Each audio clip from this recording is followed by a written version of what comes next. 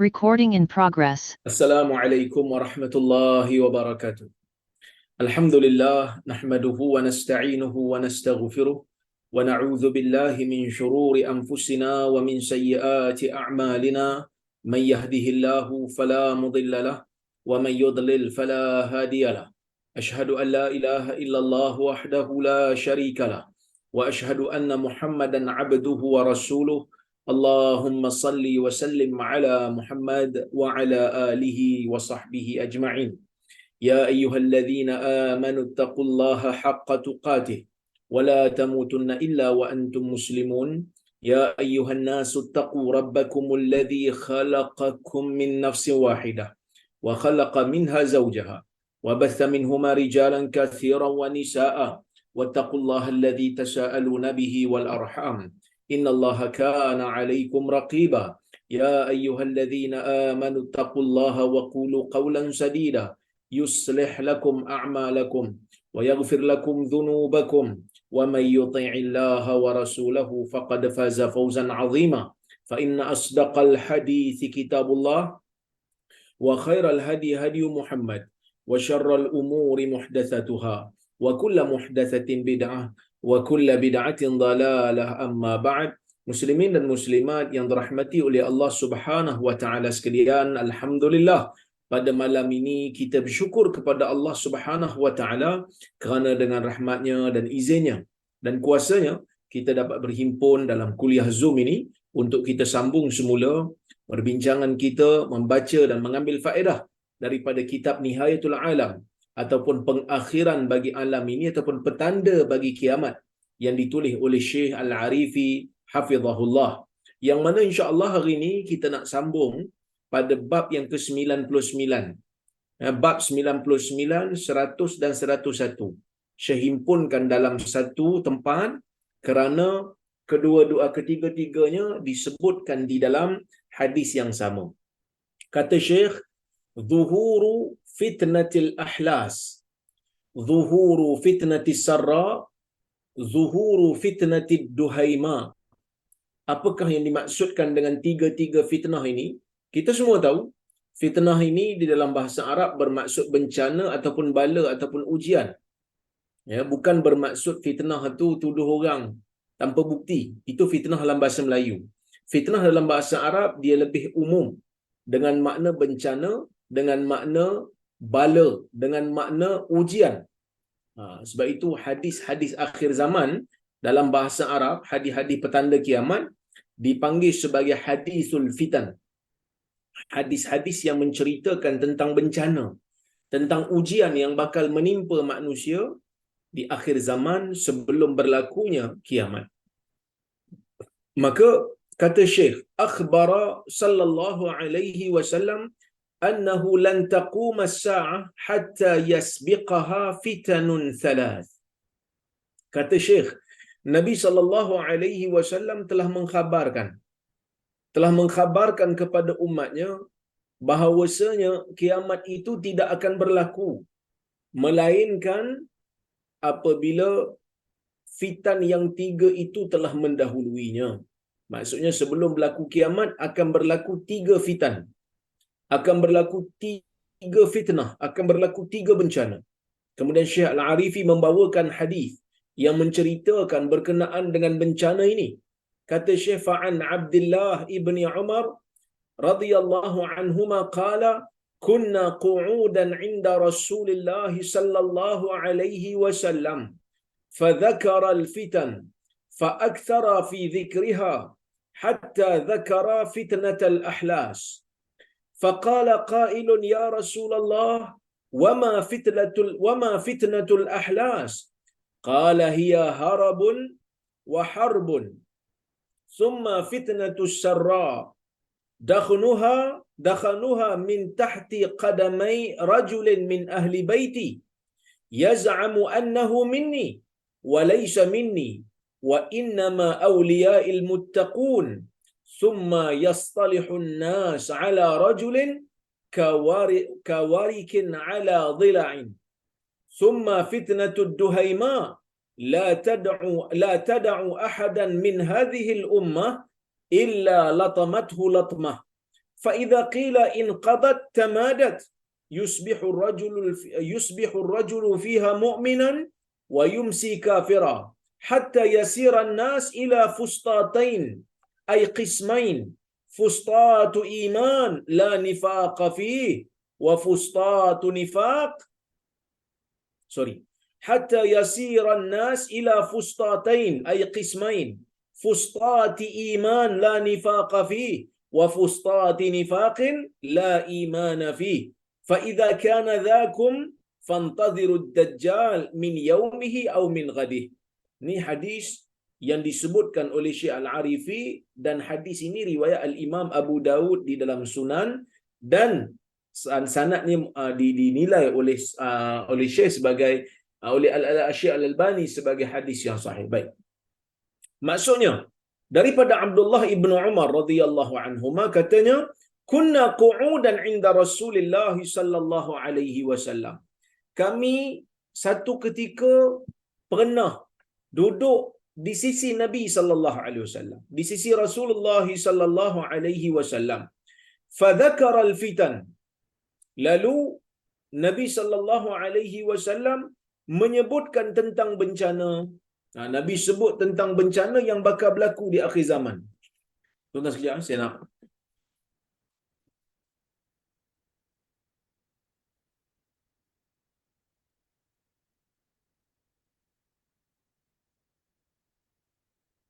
maaf, saya lupa nak pasang kipas. Jadi panas. Jadi saya pasang kipas dulu. Okey. Baik.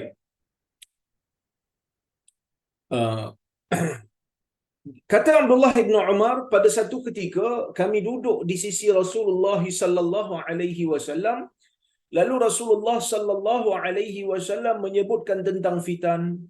Rasulullah menyebutkan tentang bencana yang bakal berlaku di akhir zaman. Fa aktsara fi dzikriha. Lalu Rasulullah sallallahu alaihi wasallam bila menyebutkan tentang fitan ni, Nabi banyak menyebut tentang bencana-bencana yang bakal muncul. Fa aktsara fi dzikriha, banyak. Nabi sebut banyak. Nabi sebut lepas satu-satu, ya. Di antara perkara yang Nabi sebut, hatta dzakara fitnatal ahlas. Nabi menyebutkan bencana, Nabi menyebutkan fitan, Nabi menyebutkan yang tu dan yang ni. Maka Nabi sallallahu alaihi wasallam akhirnya menyebutkan fitnatul ahlas. Apa itu fitnatul ahlas? Sahabat bertanya. Faqala qailun, salah seorang daripada sahabat bertanya, "Ya Rasulullah, wa ma fitnatul ahlas?" Dia kata, "Ya Rasulullah, fitnatul ahlas tu apa dia? Apa dia fitnatul ahlas yang dimaksudkan oleh engkau ni?" Maka Nabi sallallahu alaihi wasallam mengatakan, hiya harabun wa harbun."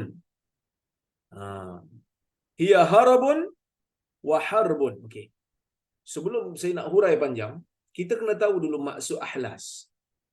Bila Nabi sallallahu alaihi wasallam menyebutkan ahlas, apa itu ahlas? Fitnatul ahlas. Bencana ahlas. Ahlas itu dalam bahasa Arab, dia kata plural bagi hils. Apa itu hils? Hils ni pada asalnya ialah kain yang diletakkan di belakang unta. Yang diletakkan di belakang unta, di bawah kayu tempat orang duduk. Yang mana kain tu memang akan tinggal di situ lama lah. Bila diletakkan di atas unta tu, dia akan berada di situ lama. Maka para ulama berbeza pendapat tentang apakah kaitan di antara fitnah yang Nabi sebut ni, di antara bencana yang Nabi sebut ni dengan sifat hils. Ada yang kata, Al-Imamul Khattabi, dia menukilkan, dia kata fitnatul ahlas disebut fitnah itu dengan nama ahlas li dawamiha, kerana ia panjang berterusan. Watuli lubthiha, kerana dia bila dia jadi, dia turun, dia akan jadi lama. Sebab itu orang lelaki kata, Al-Imam Khattabi dia kata, wa yuqalu lirrajul idza kana yalzamu baitahu la yubrihu minhu huwa hilsu baitihi la yabrahu minhu. seorang lelaki yang duduk di rumah dia tak keluar-keluar. Orang panggil dia hilsu baitih. Hils, kain yang belakang unta tu, dia macam kain yang ada dalam rumah lah, tak keluar-keluar, tak dikeluarkan. Okey, baik. Ada juga yang kata boleh jadi juga, kata Al-Khattabi, wa qad yahtamil an takuna hadhihi al-fitnah innama syubbihat bil ahlas li sawadi launiha wa zulmatiha. Boleh jadi juga dia dipanggil fitnah ahlas kerana keadaannya itu gelap gelita. Yang mana bila dia turun, ia menggelapkan pegangan orang. Orang tak tahu. Orang jadi keliru. Seperti mana kain itu bila duduk lama di belakang unta, dia jadi hitam. Ada juga yang kata gitu. Ya. Ada juga yang kata kerana kebiasaannya kain ni direntangkan, selain daripada di atas unta, direntangkan di rumah. Nak bagi tahu pada waktu tu bila berlaku saja fitnah, bila berlaku saja bencana ini, orang-orang yang beriman akan melazimi rumah mereka dan tidak keluar pergi bercampur dengan orang kerana nak menjaga iman masing-masing. Bila sahabat tanya fitnatul ahlas tu apa? Nabi kata harabun wa harbun. Apa itu harabun? Harabun ni bila mana ya, orang lari daripada orang lain. Sebab apa? Sebab berlaku pergaduhan. Sebab berlaku permusuhan. Maksudnya fitnah ahlas ni berlakunya permusuhan yang mana ia berlaku secara besar-besaran. Orang pakat bergaduh belaka. Waharb, dan juga berlakunya rampasan harta. Berlakunya rampasan harta. Orang ni ambil harta orang ni ambil harta orang ni. Itu yang pertama. Maksudnya sebelum berlaku kiamat, akan berlaku fitnah al-ahlas. Bergaduh sesama sendiri. Manusia tu bergaduh dengan manusia ni. Manusia tu rampas harta manusia ni. Rampasan harta berlaku, pergaduhan berlaku. Summa fitnatus sarra, kemudian akan muncul juga fitnatus sarra. Apa itu fitnatus sarra? Fitnah yang mana akan berlaku padanya nikmat, yang mana nikmat itu akan menjadikan manusia gembira. Iaitu fitnah yang mana bila dia turun, manusia akan gembira. Sebab apa manusia gembira? Nikmat akan bertambah. Lebihan-lebihan harta akan berlaku. Boleh jadi juga pada waktu tu orang-orang kafir akan gembira. Sebab orang-orang Islam jadi tak pegang dengan agama mereka. Orang Islam tak pegang dengan agama. Ini satu benda yang akan berlaku di akhir zaman, di mana bila nikmat berlaku, bila nikmat itu makin besar, bila nikmat itu makin banyak, orang lupakan agama. Orang tak peduli dah pasal agama. Ini disebutkan dalam hadis yang kita pernah baca dulu, yang mana Nabi SAW menyebutkan, ya, idza akhadtum adnabal baqar wa raditum biz-zara wa tabaya'tum bil-'inah wa taraktumul jihad fi sabilillah sallallahu alaikum dhullan la yanzi'uhu hatta tarji'u ila dinikum, atau kama qala Rasulullah SAW. Yang bermaksud, apabila kamu ni dah mula mengambil ekor-ekor kerbau, ekor-ekor lembu, idza akhadtum adnabal baqar, bila kamu dah mula menjadi pengembala, harta dah banyak dah, waraditum bizara, dan kamu redha dengan tanaman yang kamu ada, wa tabaya'tum bil'inah, kamu mula jual beli dengan inah, kamu mula menggunakan hilah untuk menghalalkan perkara yang haram, wa taraktumul jihad fi sabilillah, dan kamu meninggalkan jihad di jalan Allah,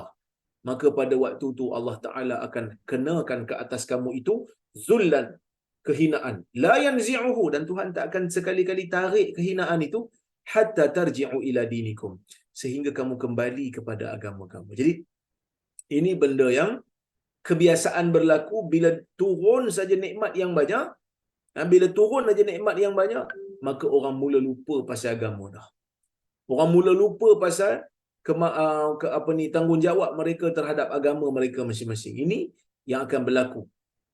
Jadi bila berlakunya fitnatus syarra, boleh jadi orang kafir tu, orang yang bukan Islam seronok bila orang Islam mula meninggalkan agama. Sebab apa? Sebab mereka leka dengan nikmat dunia yang ada pada mereka. Kemudian Nabi SAW sebut, fitnatus syarra ni, fitnah yang berlaku bila manusia makin gembira, bila nikmat makin hebat. Apa fitnahnya? Dakhanuha min tahti qadamai rajulin min ahli baiti. Yang mana fitnah ini muncul, fitnah ini dihamburkan, fitnah ini dimunculkan seperti mana asap yang terbit daripada api yang diletakkan padanya kayu-kayu yang baru, yang basah, maka asap dia jadi banyak. Nabi kata yang akan munculkan fitnah ini apabila munculnya seorang lelaki daripada kalangan ahli keluargaku. Maksud Nabi SAW nak bagi tahu di akhir zaman, dekat-dekat nak kiamat nanti ni, nasab Nabi tidak terputus. Tetap ada orang yang berketurunan dengan keturunan Nabi SAW. Maksudnya dialah yang berusaha untuk menimbulkan fitnah ini. Seolah-olah dia ni mempunyai kuasa lah ke atas umat yang lain. Kesenangan muncul, pada waktu tu dia munculkan. Ya? Yaz'amu annahu minni.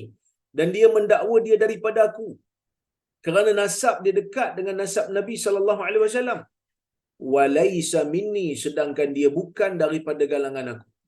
Maksudnya dia bukan daripada kalangan aku dari sudut amalan.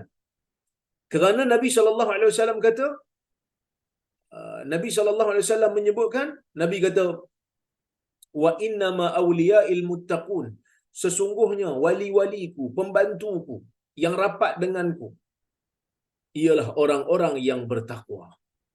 Nabi SAW memberikan isyarat. Isyarat apa? Di akhir zaman nanti ni ada manusia yang berketurunan dengan keturunan Nabi SAW di sudut nasab, tetapi dalam masa yang sama mereka tidak mengikuti jalan Nabi SAW. Ini benda yang kita kena hati-hati, tuan-tuan. Sebab di zaman ni kadang-kadang bila sebut je keturunan Nabi, semua orang pakat duk sangka macam orang tu betul selalu. Kadang-kadang kita ni pun pelik juga, kan? Kita pun pelik juga. Tak tahu apakah sumbangan dia dalam dunia Islam. Bukanlah kita nak menghina dia, tapi bila diangkat terlalu lebih-lebih sangat, kadang-kadang kita tertanya, betul ke dia ni ulama? Betul ke dia ni alim? Betul ke dia ni ada sumbangan dalam dunia Islam? Kan? Kadang-kadang kita just tertanya, bukan kita nak petikai. Kan? Dari sudut keturunan mungkin ada. Mungkin dia nasab sabit daripada Nabi SAW. Tapi nak angkat sebagai alim, nak angkat sebagai ulama, perlu ada buktilah kitab apa yang ditulis. Anak murid mana yang telah dilahirkan. Kerana Nabi SAW dah sebut dah ni, dalam hadis ni. Ada orang yang berketurunankan keturunan Nabi SAW, tetapi kerja dia menghamburkan fitnah. Kerja dia menghidupkan bencana kepada umat Islam yang lain. Dia mendakwa dia daripada keturunan Nabi SAW. Tetapi Nabi SAW kata, walaysa minni. Dia bukan daripada kalangan orang yang mengikuti manhajku. Dia bukan daripada kalangan orang yang mengikuti metodologiku. Sama seperti mana Allah Azza wa Jalla menyebutkan kepada Nabi Nuh. Ketika mana Nabi Nuh menyebutkan, inna bani min ahli. Sesungguhnya anakku daripada keturunanku, daripada keluargaku. Maka Allah Ta'ala sebut apa? Allah Ta'ala kata, innahu laysa min ahlik. Sesungguhnya dia bukan daripada keluarga kamu, wahai Nuh. Innahu amal ghairu salih. Sesungguhnya dia telah melakukan perkara yang tidak salih. Ini benda yang kita kena hati-hati sentiasa. Ya. Kita kena hati-hati sentiasa sebab kadang-kadang orang suka jual keturunan dia. Ini benda yang sangat bahaya. Okey. Hadirin mukminin yang dirahmati oleh Allah Subhanahu wa taala sekalian. Allah Azza wa Jalla, ya, telah menyebutkan di dalam Al-Quran tentang nasab tidak semestinya boleh menyelamatkan orang. Nabi SAW menyebutkan dalam hadis ini tak semestinya keturunan itu akan menyelamatkan seseorang selagi mana tidak disertakan dengan amal saleh. Nabi SAW menyebutkan dalam sebuah hadis yang lain, man bata'a bihi amalu lam yusri' bihi nasabu. Sesiapa yang amalannya lambat, maka nasabnya sekali-kali tidak mempercepatkan dia. Siapa pun dia, keturunan mana pun dia, tapi kalau dia tidak beramal saleh, dia tidak mengikuti jalan Nabi SAW, maka dia tidak akan selamat. Sama jugalah macam orang ni. Kemudian Nabi SAW menyebutkan lagi. Nabi kata, summa yastalihun nas ala rajulin kawarikin ala dhila. Kemudian manusia pun, ya, apabila berlaku kekacauan, apabila berlaku bencana yang pelbagai, kemudian manusia pun setuju nak lantik seorang lagi lelaki sebagai pemimpin mereka. Tetapi keadaan lelaki yang menjadi pemimpin ni, Nabi kata kawarikin ala dhila, seperti mana tulang pinggul yang diletakkan di atas tulang rusuk. Maksudnya keadaannya tu tak stabil, anytime boleh roboh. Sebab tulang rusuk tu kan kecil nak dibanding dengan tulang pinggul. Maksudnya boleh jadi lelaki yang dilantik ni hanya interim saja. Maksudnya dia lantik tu sebab dah tak ada pilihan lain yang terbaik yang ada. Dia mungkin tak layak pun nak pegang jawatan tu. Mungkin dia ni ilmu, pandangan dia tidak begitu tepat. Jadi tak boleh nak stabil. Tapi manusia lantik juga sebab mungkin tak ada orang yang lain yang lebih layak. Summa fitnatud duhaima. Summa fitnatud duhaima. Kemudian Nabi SAW menyebutkan fitnah duhaima. La tada'u ahadan min hadhil ummah illa latamathu latmah. Tidak, yang mana fitnah duhaima ni tidak meninggalkan seorang pun daripada umat ni melainkan dia akan lempang dengan satu lempangan. Dia akan pukul dengan satu pukulan di muka. Fa idza qila, apabila dikatakan fitnah itu telah berlalu, dia makin berpanjangan. Yang mana bila fitnah ini berlaku, seorang lelaki boleh menjadi mukmin pada waktu pagi, bila sampai waktu petang dia jadi kafir. Sehingga pada waktu tu, bila berlakunya fitnah duhaima, fitnah yang gelap gelita, ya, akan ada dua puak. Akan ada dua puak. Akan ada dua golongan. Yang mana satu golongan berhimpun kerana keimanan mereka, tidak ada nifak padanya. Dan satu lagi, kumpulan yang hanya munafik dan tidak ada iman padanya. Dan apabila berlaku keadaan ini, Nabi SAW kata, bila berlaku keadaan ini, ada orang paginya beriman, petang kufur, petang kufur, paginya beriman. Fa'idha kana dhakum, bila berlakunya keadaan ini, fantazirud dajjal, maka tunggulah Dajjal min yaumihi au min ghadihi. Tunggu Dajjal. Dajjal akan keluar pada hari tersebut ataupun pada hari esoknya. Hadirin mukminin yang dirahmati oleh Allah Subhanahu wa taala sekalian. Bencana ini kata Syekh masih belum berlaku. Ya. Tapi ia akan berlaku dan kita yakin ia akan berlaku kerana ia disebutkan oleh Nabi sallallahu alaihi wasallam. Okey, itu yang bab yang ke-199, 100 dan 101. Kita nak tengok hadis yang seterusnya, iaitu hadis yang ke-102.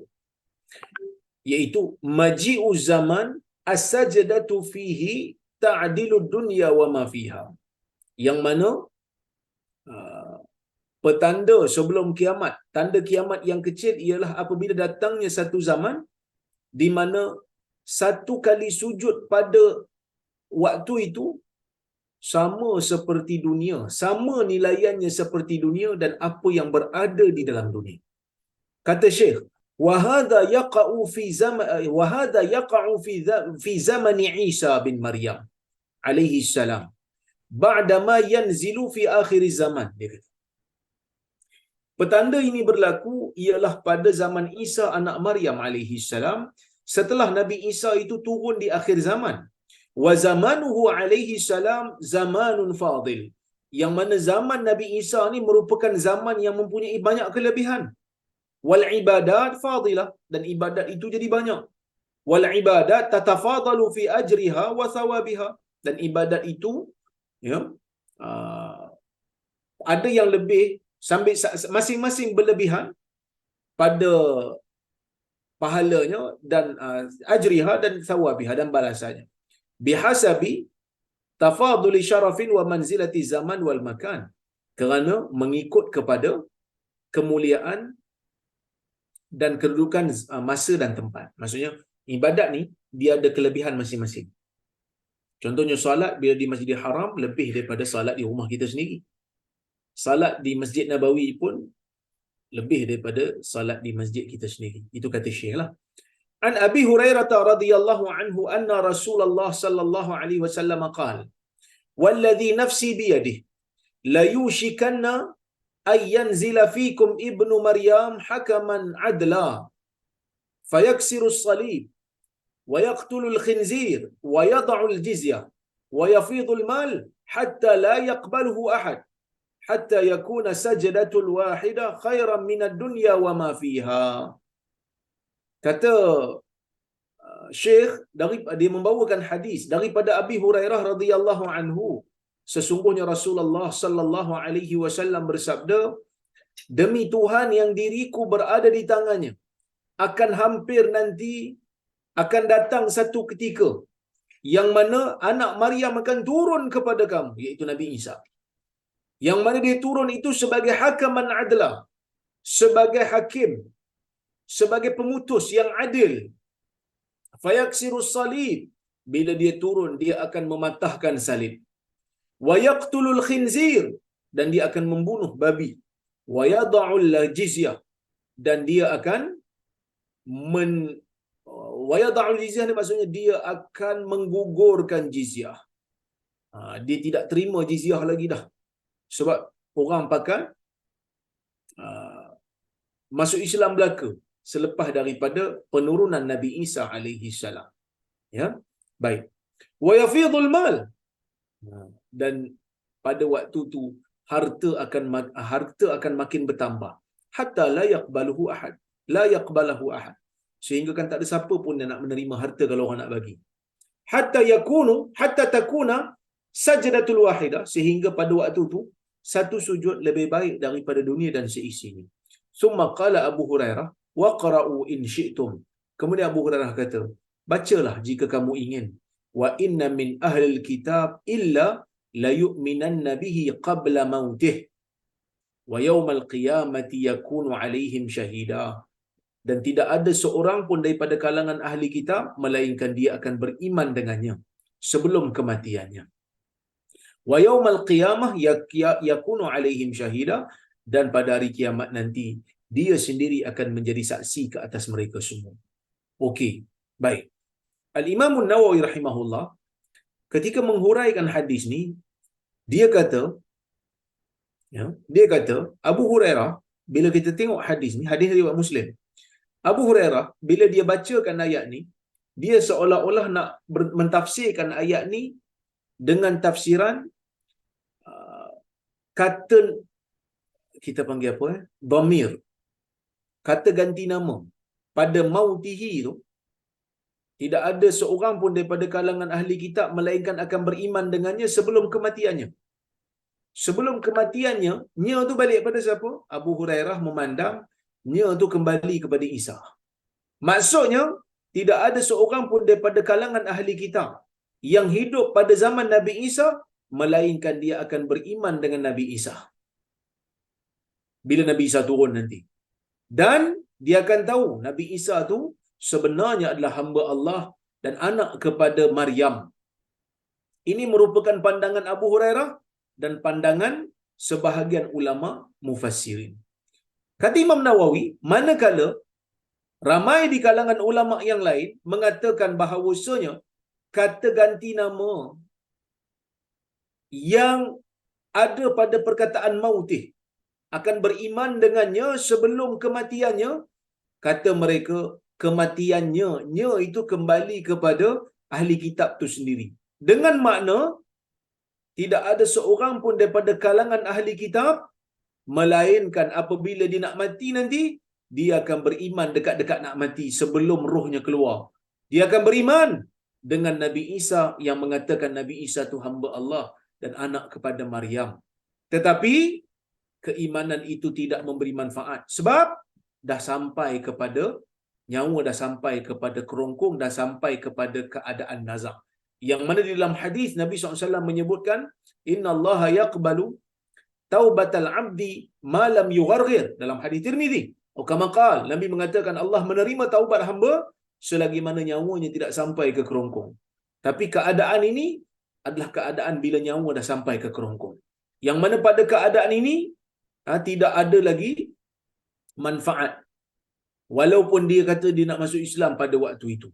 Kerana taubat hanya diterima sebelum keadaan itu berlaku. Tapi Imam Nawawi dia lebih setujulah dengan mazhab kebanyakan mufassirin yang mengatakan ahli kitab ni bila dah sampai keadaan nazak, dah melihat nazak itu berlaku, mereka akan beriman kepada Allah yang mana Allah itu yang Maha Esa. Itu kata Imam Nawawi lah. Sebab apa? Sebab dia kata ayat Quran ni nampak macam umum kepada semua ahli kitab. Yang mana kalau kita tafsirkan dengan tafsiran Abu Hurairah tu nampak macam kita khususkan hanya ahli kitab yang hidup di zaman Nabi Isa turun sahaja. Wallahu ta'ala a'lam. Ni dua tafsiran lah dan Imam Nawawi cenderung kepada tafsiran yang pertama. Tapi tak menafikan pandangan Abu Hurairah yang berpandangan kepada pandangan yang kedua ini. Okey. Bila Nabi SAW mengatakan satu sujud lebih baik daripada dunia dan seisinya, apa maknanya tu? Kata Syekh annan nas taksuru raghbatuhum fi salah wa sairut ta'at li zuhdihim fid dunya. Maksudnya manusia pada zaman itu, pada zaman Nabi Isa tu turun, kesukaan mereka, tumpuan mereka, minat mereka adalah pada salat dan ketaatan-ketaatan yang lain kerana mereka tak nak lagi dah bekerja-kerja tentang dunia. Dan pada waktu itulah angan-angan mereka terhadap dunia ni dah makin pendek sebab mereka dah tahu dah Nabi Isa turun, kiamat dah dekat. Wa yaqinuhum wa yaqinihim biqurbi sa'ah, kerana mereka dah yakin dah kiamat dah makin dekat. Wa qillati raghbatihim fid dunya li'adamil hajati ilaiha, dan mereka tak ada nak cari dunia lagi dah sebab tak ada keperluan dah. Manusia pada masa tu dah aman, orang jahat dah tak ada. Nabi Isa turun, Nabi Isa membedakan kekayaan, sangat adil. Mungkin ada yang bertanya, kan, dalam banyak-banyak Nabi ni, kenapa Allah Ta'ala pilih Nabi Isa untuk turun di akhir zaman? Kan? Kita kata, wallahu a'lam, Allah lebih mengetahui. Ya, Allah lebih mengetahui tentang hikmahnya. Tetapi mungkin kerana tidak ada manusia yang diangkat sebagai Tuhan daripada kalangan Nabi ni, yang kekal sehingga ke hari ini ajarannya, ajaran yang mengaitkan Isa tu sebagai anak Tuhan, ataupun mana-mana Nabi sebagai anak Tuhan, tidak ada yang kekal sehingga ke hari ini dan hingga ke hari kiamat, melainkan orang yang mempertuhankan Nabi Isa. Maka sebab itulah mungkin hikmah Allah menjadikan Nabi Isa tu turun di akhir zaman, nak bagi tahu kepada orang-orang yang mempertuhankan Nabi Isa ni, orang yang menyembah Nabi Isa ni, orang yang menyeru Nabi Isa ni, bahawasanya dia bukan anak Tuhan, dia bukan Tuhan, dia tidak ada divine, kita panggil apa, divine essence, dia tidak ada ciri-ciri ketuhanan pun. Nabi Isa tu adalah Abdullah wa Nabiyyu, hamba Allah dan Nabi-Nya, sama seperti Nabi-Nabi yang lain. Kan? Tapi mungkin ada juga yang keliru. Dia kata, bukankah Nabi yang terakhir adalah Nabi Muhammad sallallahu alaihi wasallam? Dah tu macam mana Nabi Isa ni turun pula lepas Nabi Muhammad wafat? Bukan Nabi, maksudnya bukan Nabi Muhammad lah Nabi yang terakhir. Kita kata tak, Nabi Muhammad lah Nabi yang terakhir. Nabi Isa turun bukan sebagai Nabi lagi dah. Dia bukan nak ajar ajaran dia bukan nak ajar syariat dia. Tetapi dia nak membuktikan kepada orang-orang Nasrani yang menyembah dia, yang menyeru dia, bahawasanya dia bukan Tuhan seperti mana yang mereka dakwa. Dia adalah hamba Allah, dia adalah Rasulullah, dia mengajak orang untuk mengesakan Allah semata-mata.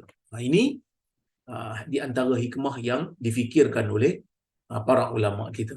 Qala al-Qadhi Iyad, kemudian Syekh membawakan kata-kata Qadhi Iyad, makna satu sujud lebih baik daripada dunia dan seisinya, anna ajraha khairun limusalliha min sadaqatihi bid dunya wa ma fiha. Dia kata maknanya satu sujud tu pahalanya bagi orang yang salat lebih baik daripada sedekahnya dengan habuan dunia. Wa ma fiha, dan apa yang ada dalam dunia. Kalau dia bersedekah, sedekah itu tidak, pahalanya tidak seperti sujud. Li faidil mal hina izin wa qillati syuh, kerana pada waktu tu harta jadi melimpah.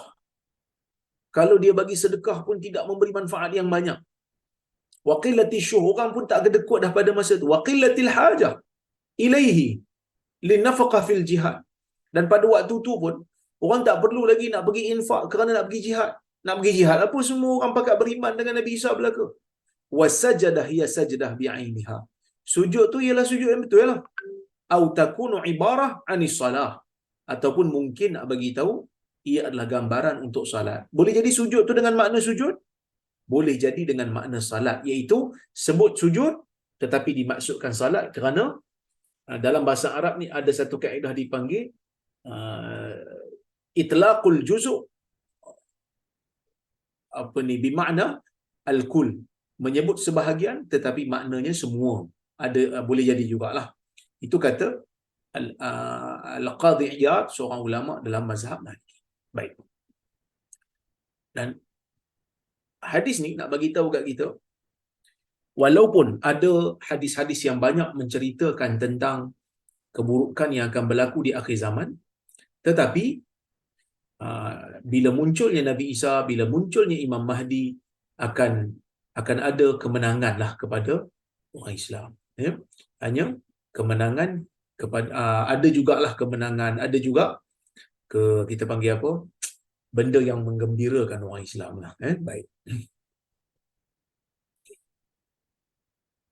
Okey.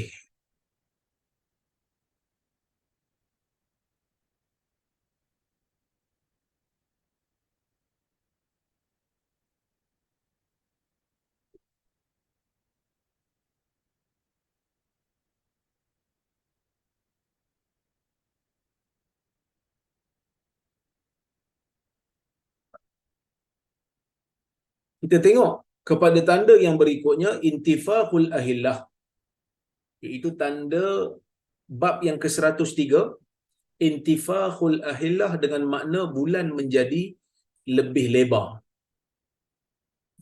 Menjadi lebih lebar daripada biasa. Al-ahillah jam'u hilal. Ahillah ni jamak kepada hilal, kata banyak kepada hilal. Hilal tu apa? Hilal tu bulan sabit. Wa huwal qamar fi awwali tulu'ihi bidayat asy-syahr. Iaitu dia ni adalah bulan pada awal kemunculannya, di awal-awal bulan. Fa innahu yabda saghiran awwala lailah min asy-syahril hijri thumma yakburu bitadarruj ila intisafi syahr.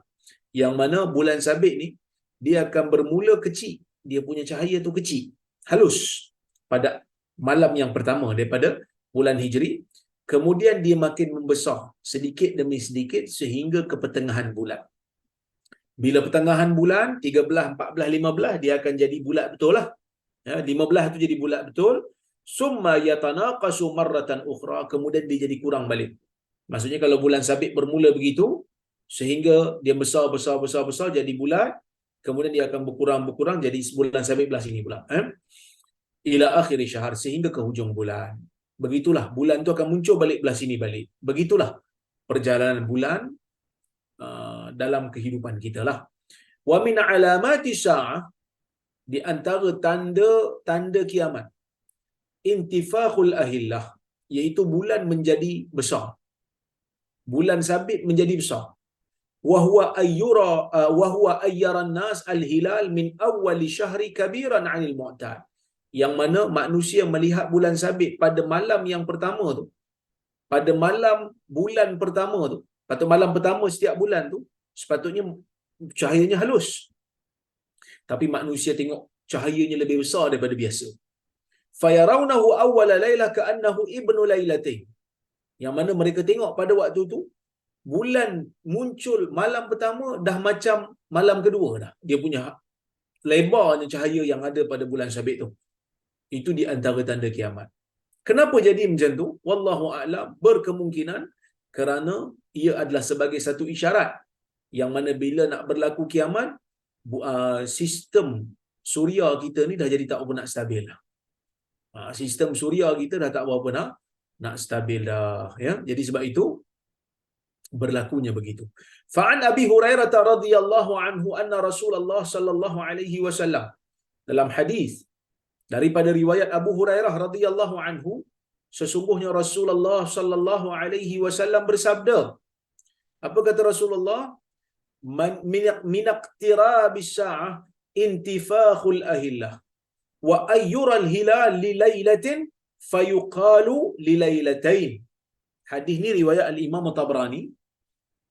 Dia punya jalur dia ada yang dhaif, tetapi jalur banyak, menyebabkan setiap daripada jalur itu menguatkan antara satu sama lain.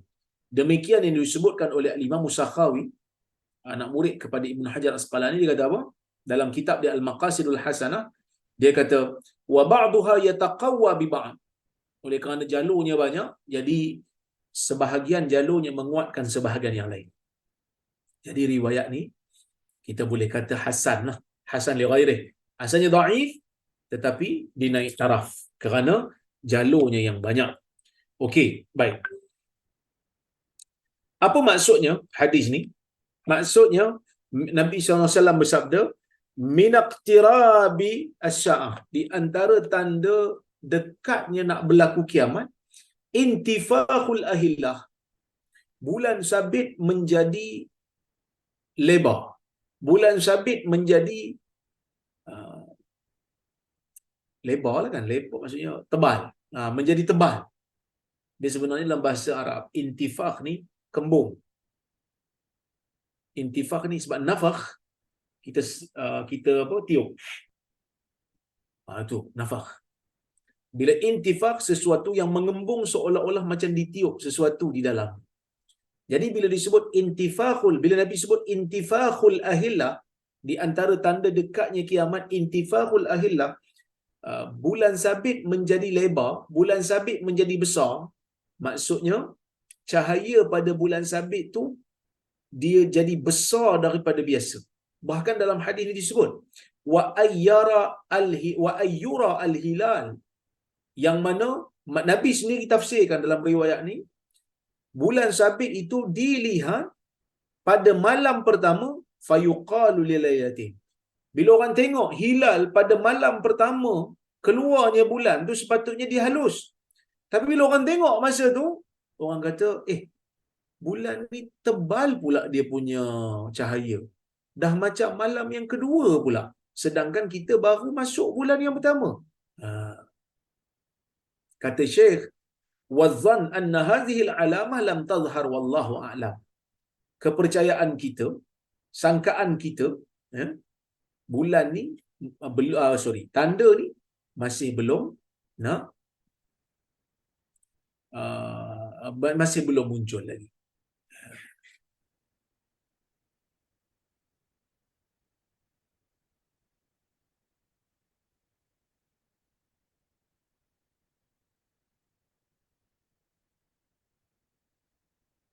Okey. Kesalahan ni, apa ni kita, tanda ni, kesalahan pada sistem suria ni masih belum berlaku lagi lah. Sebab kita tengok hari ni, memang bulan kita masih seperti biasa. Tapi ada sebahagian daripada kita yang salah faham makna hadis ni. Dia dok bayang, dia dok ingat macam yang baru berlaku pada kita baru-baru ni. Apa? Supermoon. Baru-baru ni kan ada satu fenomena, di mana fenomena tu dipanggil blue moon ke supermoon. Saya pun tak ingat. Tapi malangnya di Perlis ni tak boleh nak nampak. Ha. Di Perlis ni tak boleh nak nampak sebab hujan. Jadi awan banyak, jadi kami tak nampak bulan. Cuma di tempat lain mungkin nampak lah. Kejadian di mana bulan menjadi lebih besar daripada biasa disebabkan oleh kerana orbit bulan tu. Ha. Ya, kerana orbit bulan. Sebab tu orang putih kata once in a blue moon. Maksudnya benda yang jarang-jarang berlaku. Tapi benda tu memang berlaku lah. Cuma bukan selalu, tapi dia ada berlaku. Jadi ada orang kata ini petanda kiamat. Sebenarnya yang dimaksudkan dalam hadis tu agak sedikit berbeza. Ya, agak sedikit berbeza daripada apa yang difahami. Iaitu bulan hadis ni maksudkan bulan sabit. Ya, hadis ni maksudkan bulan sabit. Okey. Baik.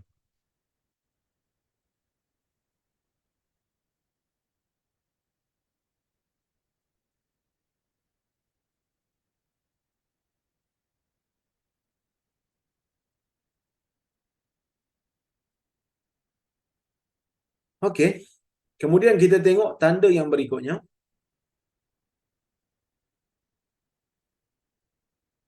Syekh ada letaklah kat sini. Syekh ada letak gambar-gambar bulan. Kalau siapa yang ada buku dia boleh tengoklah. Gambar-gambar perjalanan bulan. Okey. Tapi tak apa. Kita tengok kepada tanda yang berikutnya iaitu bab nombor 104. Siapa ada buku boleh tengok bab 104. Maji'u zamanin la yabqa ahadun illa lahiqa bisyam. Akan datang satu zaman yang mana tidak ada seorang pun yang akan kekal melainkan dia akan pergi ke Syam. Syam ni di mana? Syam ni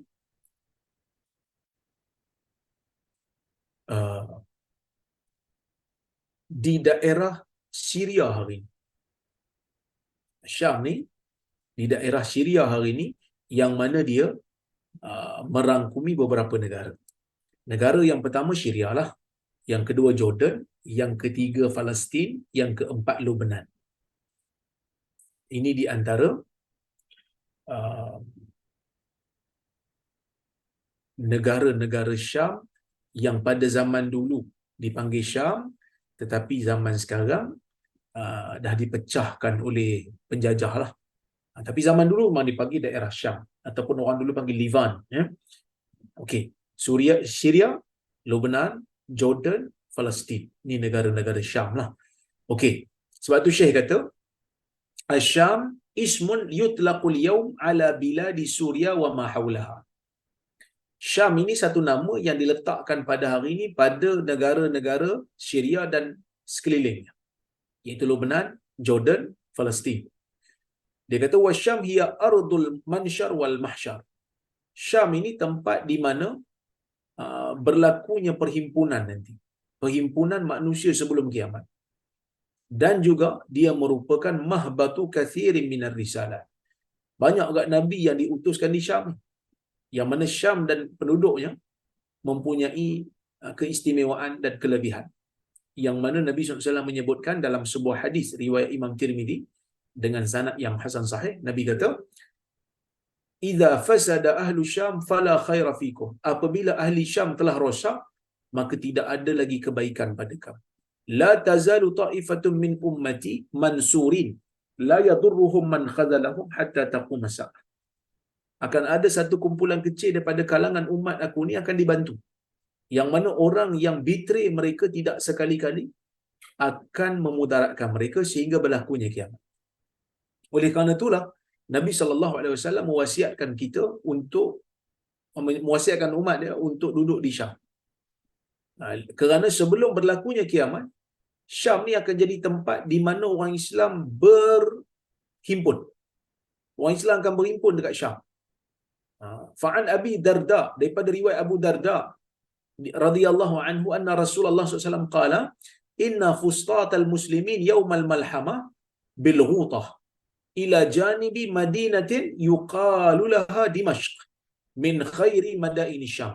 Dalam riwayat Ahmad dengan sanad yang sahih, Abu Darda mengatakan Nabi SAW menyebutkan sesungguhnya perhimpunan orang-orang Islam pada hari berlakunya peperangan besar adalah di Ghutah.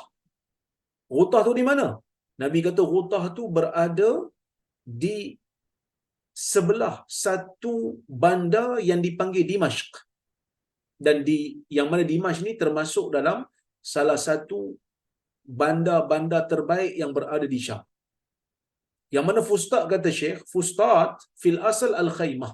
Fustat itu pada asalnya, makna asalnya kemah. Wal maksud huna mauqi'ul muslimin. Yang dimaksudkan dalam hadis ni bukan kemah lah, tapi tempat perhimpunan orang Islam. Wa makanu ijtima'ihim yaumal malhamah. Yang mana akan berlaku peperangan besar. Peperangan besar akan berlaku di Syam. Di antara peperangan tu akan berlaku di antara orang Islam dan juga orang Nasara, orang Nasrani. Iaitu dia akan berlaku di Ghutah. Perhimpunan tu akan berlaku di Ghutah. Yang mana pada hari ini dia dipanggil Ghutah tu Dimashq. Memang ada. Dan Dimashq satu bandar yang dikenali lah. Hari ini orang panggil Damascus, yang merupakan ibu negara bagi Syria pada hari ini. Dan peperangan yang dimaksudkan dalam hadis itu, ya, berlaku sebelum keluarnya Mahdi ataupun pada waktu Mahdi keluar. Ataupun mungkin pada waktu yang lain. Yang mana Nabi SAW pada waktu tersebut, pada waktu Nabi menceritakan tentang kelebihan Syam ini, Nabi suruh duduk di Syam. Kerana pada waktu tu orang akan berhimpun dan dia akan menjadi tempat himpunan orang-orang mukmin. Oleh kerana itulah ada seorang sahabat bertanya Nabi SAW, yang mana dia tanya pada Nabi SAW, nak duduk di mana? Maka Nabi SAW menyebut pergi ke Syam. Nabi tunjukkan ke Syam. Dalam riwayat Bahz bin Hakim daripada ayahnya, daripada datuknya, dia mengatakan, qultu ya Rasulullah, ya Rasulullah, aina ta'muruni? Qala ha huna wa naha bi yadihi nahwa Syam. Ini riwayat Imam Tirmizi, dan Imam Tirmizi mengatakan hasan sahih. Iaitu ada seorang sahabat dia datang jumpa Nabi, dia kata, ya Rasulullah, ke mana kau nak arahkan aku untuk berpindah? Nabi kata, ha huna. Ke sana, Nabi kata. Sini. Kemudian Nabi menghalakan ke arah Syam. Dan sebelum berlakunya kiamat, kebanyakan orang mukmin akan berpindah ke Syam. Kebanyakan orang mukmin, majoriti orang mukmin akan berpindah ke Syam. Yang mana dalam hadis riwayat bin Amr,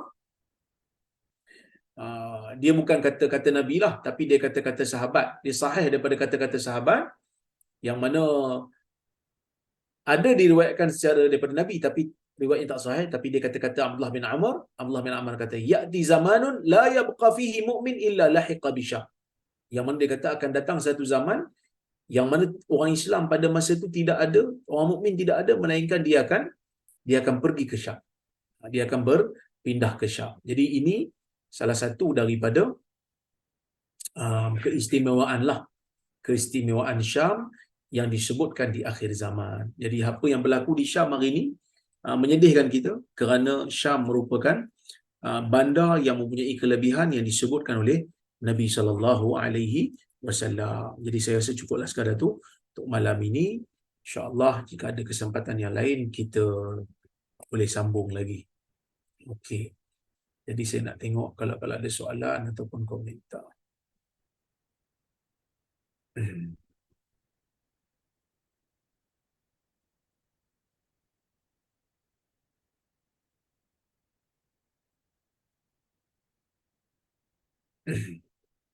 Saya tengok kalau soalan ni siap.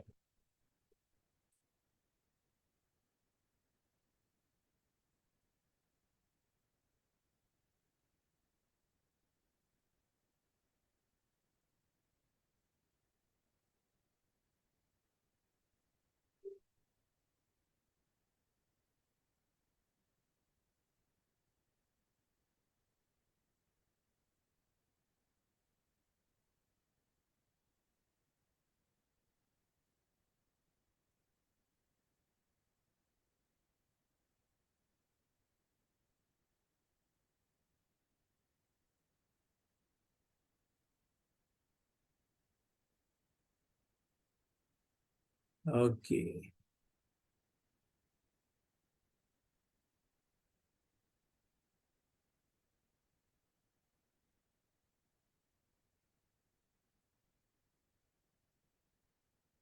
Ini ada soalan. Sekejap berkenaan dengan hadis Abu Zar mana tadi? Eh,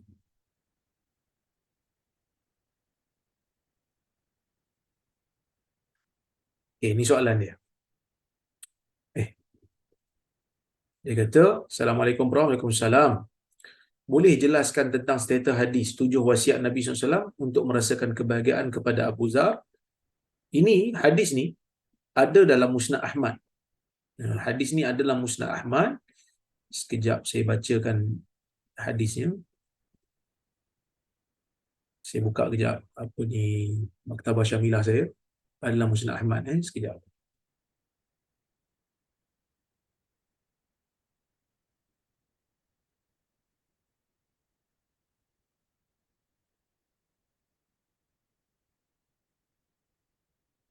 Okey.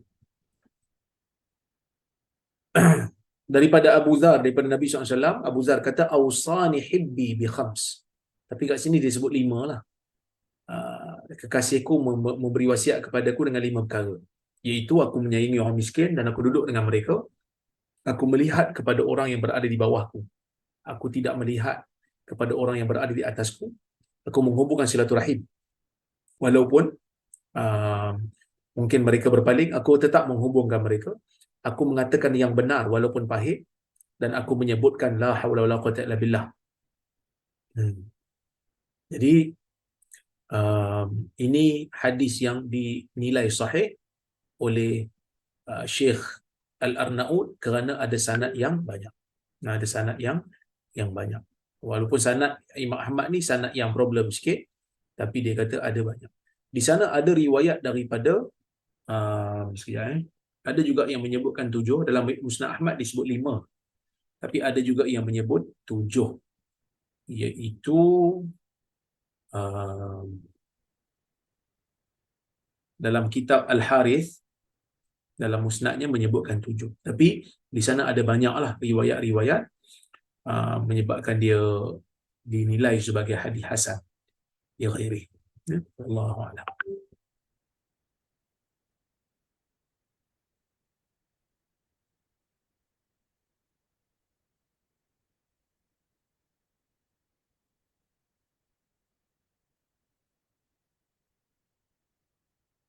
Okey.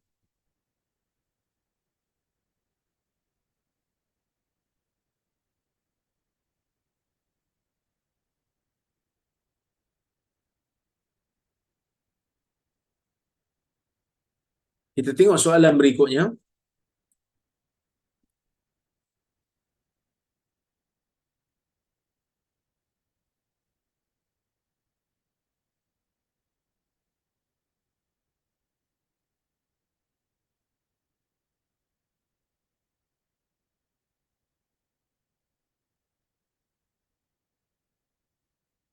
Okey, ini ada soalan berkenaan dengan isyarat di dalam salat dengan tangan.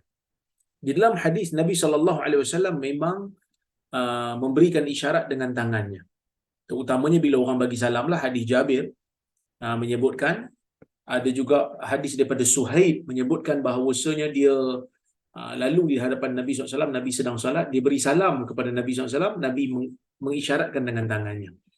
Tapi maksudnya isyarat dengan tangan tu adalah gerakan yang kecil, gerakan yang kecil. Jadi dibenarkan untuk memberikan isyarat jika ia diperlukan lah. Kalau tak perlu tak payah buat lah. Okay.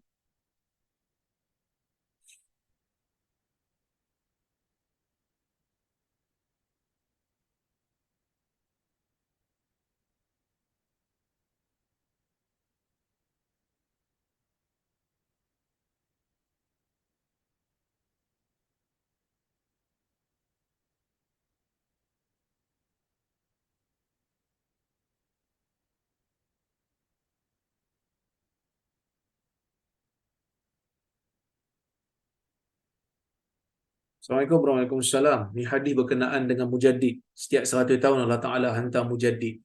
Dia kata berhubung dengan hadis yang dibacakan oleh sebilangan ustaz. Katanya setiap 100 tahun akan muncul mujaddid, yakni pada tahun 2024 selepas kejatuhan Khalifah Osmaniyah pada 1924. Apa pandangan? Wallahu alam, kita percaya bahawasanya hadis ini sahih daripada Nabi SAW, dan kalau ia akan muncul pun tak ada masalah. Kan, kalau ia muncul pun tak ada masalah. Cuma perkiraan tahun, satu tahun tu ulama zaman dulu dikira dengan tarikh Hijri, bukan dengan tarikh Masihi.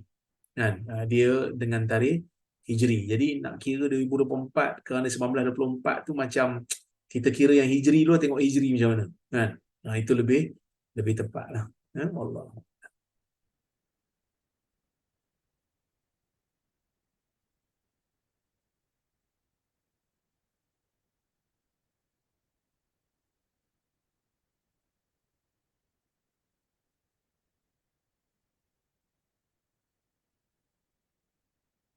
Ni ada yang bertanya berkenaan dengan kalau dia datang ke masjid, dia dah, imam dah salat subuh, jadi dia perlu salat subuh ataupun perlu tahiyatul masjid. Bila imam dah salat subuh, maka kita masuk salat dengan imam. Masuk salat dengan imam, kemudian tahiyatul masjid, kalau bukan tahiyatul masjid, salat sunat qabliyah subuh. Jadi dia masuk dengan imam, lepas daripada salat tu dia boleh qada semula. Dia boleh qada semula qabliyah subuh dia. Boleh qada, tak ada masalah. Salat tahiyatul masjid akan masuk, dia akan disekalikan dengan salat subuh yang dilaksanakan itu. Wallahu a'lam. Itu sajalah yang boleh saya sampaikan pada malam ini. Terima kasih banyak kepada semua yang hadir bersama-sama kita pada malam ini. Terima kasih banyak juga kepada Nur Islam Academy yang tak jemu-jemu menganjurkan kuliah. Semoga Allah Ta'ala berkati usaha mereka. Terima kasih banyak. Saya mohon maaf terkasar bahasa tersilap kata. Aqulu qawli hadha wa astaghfirullahal azim li wa lakum. Assalamualaikum warahmatullahi wabarakatuh.